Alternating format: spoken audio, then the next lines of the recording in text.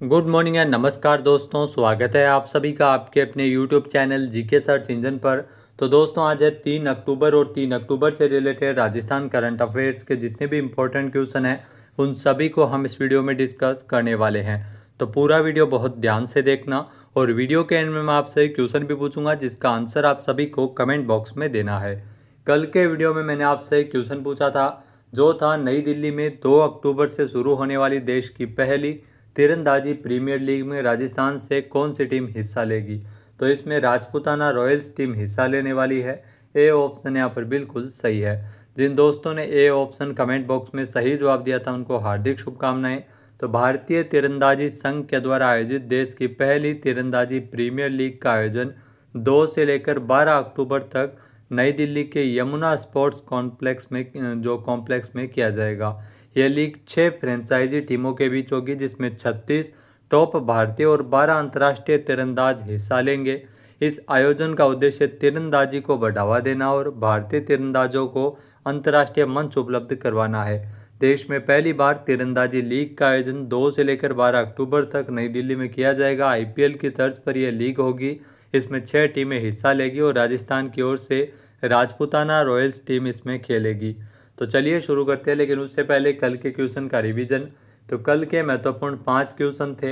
राजस्थान के विश्वविद्यालयों में किसके जीवन दर्शन पर आधारित शोध पीठ की स्थापना की जाएगी। तो पंडित दीनदयाल उपाध्याय शोध पीठ की स्थापना है वो राजस्थान के सभी विश्वविद्यालयों में की जाएगी। नेक्स्ट है केंद्रीय शुष्क क्षेत्र अनुसंधान संस्थान काजरी जोधपुर का कौन सा स्थापना दिवस 1 अक्टूबर को काजरी सभागार में मनाया गया। तो 67वां स्थापना दिवस मनाया गया था। नेक्स्ट है राजस्थान सरकार ने दूसरे राज्यों में किस पशु के निर्यात परिवहन एवं पशु मेलों में परिवहन से प्रतिबंध हटाया है। तो ऊंट पर प्रतिबंध हटा दिया है 11 साल बाद में। नेक्स्ट है विश्व पैरा एथलेटिक्स चैंपियनशिप में राजस्थान के सुंदर सिंह गुर्जर और संदीप चौधरी ने जैवलिन थ्रो में कौन सा मेडल जीता है। दोनों ने ही रजत पदक जीता है। नेक्स्ट है राजस्थान अंतर्राष्ट्रीय फिल्म महोत्सव जोधपुर रिफ जोधपुर की शुरुआत है वो 2 अक्टूबर से कहाँ होने जा रही है। तो जोधपुर में इसका आयोजन किया जाएगा। तो चलिए शुरू करते हैं आज के राजस्थान करंट अफेयर्स।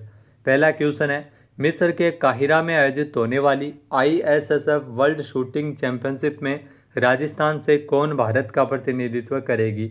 तो मानिनी कौशिक जो आप तस्वीर में देख सकते हैं ये राजस्थान से है और ये भारत का प्रतिनिधित्व करेंगी ये आईएसएसएफ वर्ल्ड शूटिंग चैंपियनशिप में। बी ऑप्शन यहाँ पर बिल्कुल सही है। आइए जानते हैं इम्पोर्टेंट फैक्ट्स। तो राजस्थान की मानिनी कौशिक जो कि मिस्र के काहिरा में आयोजित होने वाली आईएसएसएफ वर्ल्ड शूटिंग चैंपियनशिप में भारत का प्रतिनिधित्व करने वाली है। मानिनी 50 मीटर राइफल प्रोन इवेंट में हिस्सा लेगी।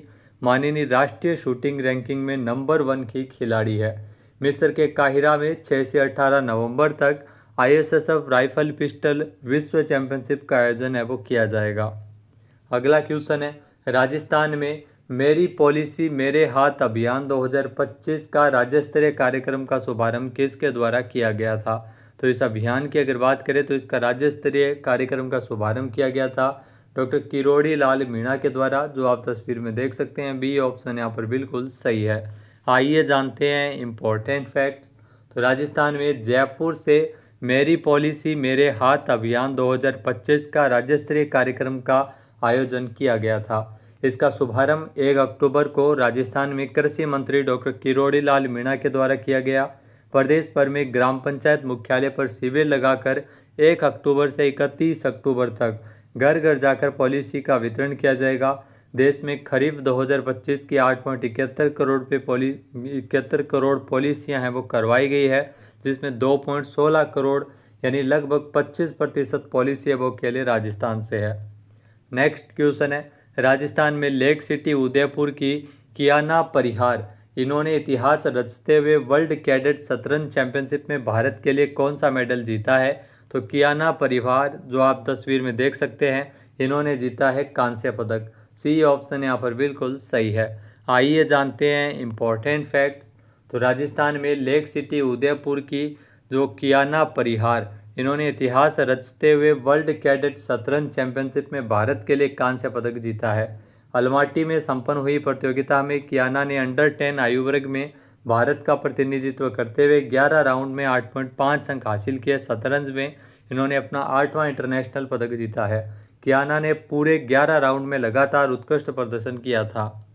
अगला क्वेश्चन है, राजस्थान में पहली बार किस बायोलॉजिकल पार्क में जिराफ का जोड़ा लाया जाएगा? तो ये आपको ध्यान में रखना है, राजस्थान में पहली बार है जब बायोलॉजिकल पार्क जो सज्जनगढ़ बायोलॉजिकल पार्क जो कि उदयपुर में, यहाँ पर जिराफ का जोड़ा लाया जाएगा। बी ऑप्शन यहाँ पर बिल्कुल सही है। आइए जानते हैं इम्पोर्टेंट फैक्ट्स। तो दोस्तों, लेक सिटी उदयपुर के वाइल्ड लाइफ प्रेमियों और पर्यटकों के लिए बड़ी खुशखबरी है। यह राज्य के इतिहास में पहली बार राजस्थान को जिराफ का तोहफा मिलने जा रहा है।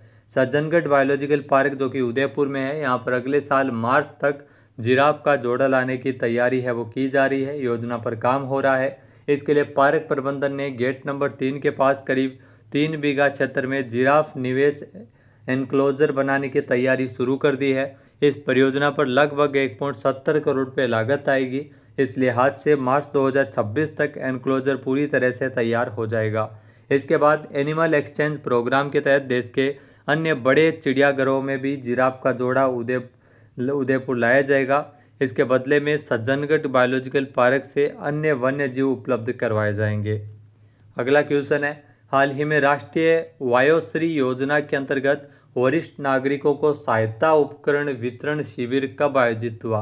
तो इस शिविर का आयोजन है वो 1 अक्टूबर को किया गया था, यानी कि बी ऑप्शन यहाँ पर बिल्कुल सही है।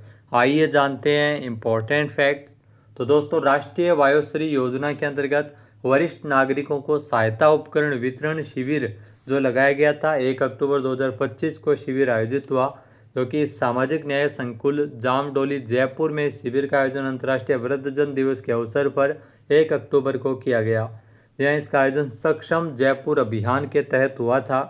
केंद्रीय सामाजिक न्याय और अधिकारिता मंत्रालय के द्वारा 1 अप्रैल 2017 को गरीबी रेखा से नीचे श्रेणी के वरिष्ठ नागरिकों के लिए भौतिक सहायता और सहायक जीवन जो उपकरण उपलब्ध करवाने के लिए राष्ट्रीय वायोश्री योजना एक योजना की शुरुआत है वो 2017 में इस योजना की शुरुआत की गई थी। तो ये योजना आपके लिए महत्वपूर्ण हो गई है।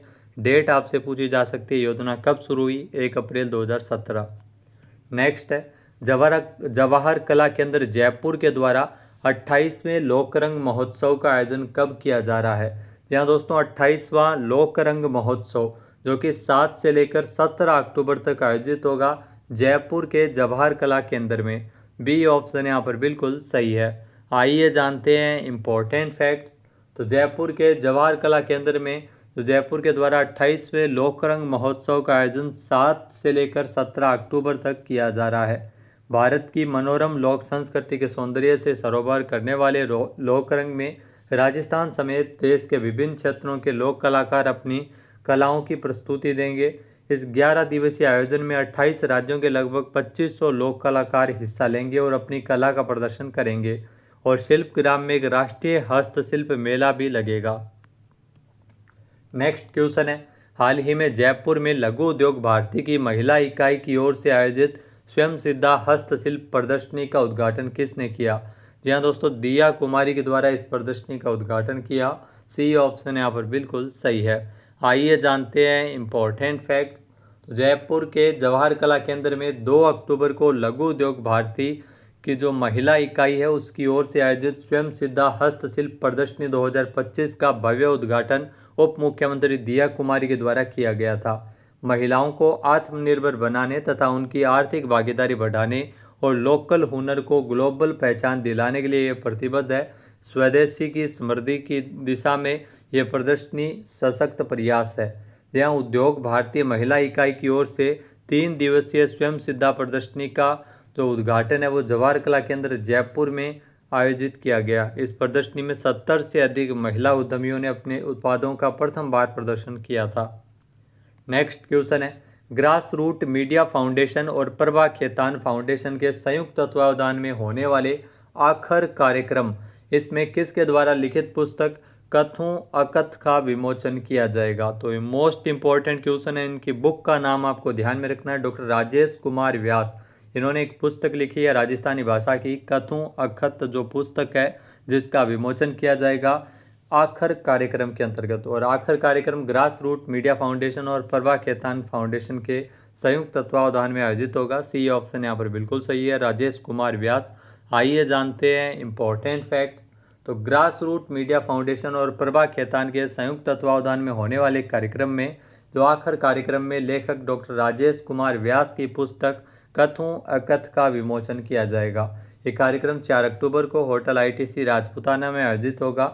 कला, संस्कृति और भारतीय परंपराओं पर राजस्थानी और हिंदी दोनों भाषाओं में अपनी लेखनी चलाने के लिए डॉक्टर राजेश कुमार व्यास को अनेक सम्मान मिल चुके हैं। खास तौर पर आपको ये ध्यान रखना है, केंद्रीय साहित्य अकादमी का सर्वोच्च सम्मान उनकी पुस्तक कविता देवे दीठ के लिए भी उनको पुरस्कार है वो मिल चुका है।